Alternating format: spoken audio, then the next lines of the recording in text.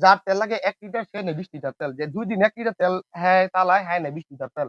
একটা পাম্প যদি সে minimum ১৫,০০০ litre তেল যদি সে পায় ৫,০০০ লিটার বা ৩,০০০ লিটার তেল তার পাম্পে ঢুকায়। বাকি তেলগুলো ব্ল্যাকে বিভিন্ন জায়গায় আ কিছু অর্থ আ বাড়ায়া কিছু বাড়ায় বাড়ায় তেলটা বাইরে বিক্রি করে দেয় আরকি। আমার এই যে তেলগুলো আছে সবার কাছে আমি ন্যায্য দামে তেলগুলো বিক্রি করছি।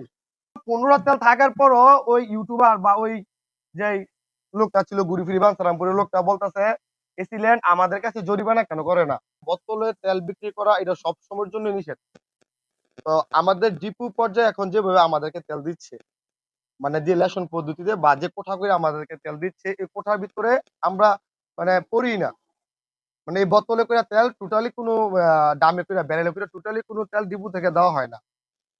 তো সবার মনে আবার একটা প্রশ্ন জাগে যে যদি তেল ডিপু থেকে আজকে ২০-২৫ দিন যাবৎ তেল ডিপু থেকে যদি না দেয়, কিছু সংখ্যক দোকানদার তেল তারা বিক্রি করছে কোথা থেকে? মানে অনেক রেট বাড়ায়া তেল বিক্রি করছে কোথা থেকে? এই তেলটা মূলত আসে যারা পাম্প, এখন বর্তমানে শুধু পাম্পের আর তেল দেয়। একটা পাম্প যদি আমি ১০০% সিউর জানি না কিন্তু এরকমটা হচ্ছে আমি শুনছি এবং বিভিন্ন মাধ্যমে আমি জানতে পারছি। যখন আজ থেকে ২০-২৫ দিন আগে আমার এখানে যে পরিমাণ তেল ছিল প্রায় ১০,০০০ প্লাস তেল ছিল।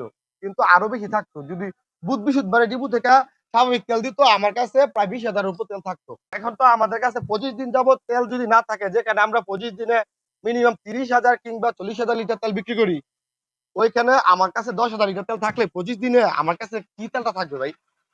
মানে রাস্তাতে হাঁটলেও মানুষ তেল চায়। মানে এতটা বিরক্ত মানুষ এখন আমাদেরকে করে, এতটা বিরক্ত করে সবকিছু মিলাইয়া আমরা ডিপু থেকে টোটালি কোনো তেল পাই না। আমরা যে এজেন্ট ওয়ালা আছি এদেরকে ব্যারেলে করে কোনো তেল দেয় না।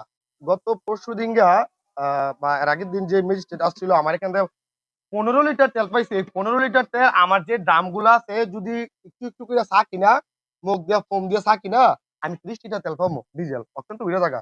আমার যে ড্রামগুলা আছে ড্রামগুলা যদি চা চিপা, চিপা আমি ৩০ লিটার উপরে তেল পামু। ১৫ তেল থাকার পরও ওই ইউটিউবার বা ওই যেই লোকটা ছিল ঘুরি ফিরি বাঞ্ছারামপুরের লোকটা বলতেছে এসিল্যান্ড আমাদের কাছে জরিমানা কেন করে না? ১৫টা তেল পাওয়ার পরে যেখানে আমরা হাজার, হাজার লিটার তেল বিক্রি করি, ভাই ১৫ লিটার তেল যেকোনো বাইকের ট্যাঙ্কিতে থাকে। বা অনেক বাইকার আছে নিয়া যারা একাধিক বাইকার এই তেলের সমস্যাটা শুরু হওয়ার আগে যারা একাধিক বাইকার তারা যে তেলগুলো মজুত করছে এটা তো আমরা সবাই জানি যে তেলের যে হাহাকার যখন বলছে ১৪ দিনের মজুত আছে এই মজুত থাকার কথা শোনার পরে তারা তেল মজুত করছে এই সাধারণ জনগণ নিয়া যার তেল লাগে ১ লিটার সে নেয় ২০ লিটার তেল। যে ২ দিন ১ লিটার তেল হ্যাঁ চালায় হ্যাঁ নেয় ২০ লিটার তেল। যদি হ্যাঁ ২০ লিটার তেল নেয় তো ৪০ দিনের মজুত তাই নিজে করে। ১৪ দিনের তেল আছে একটা সাধারণ জনগণের ৪০ দিনের মজুত করে।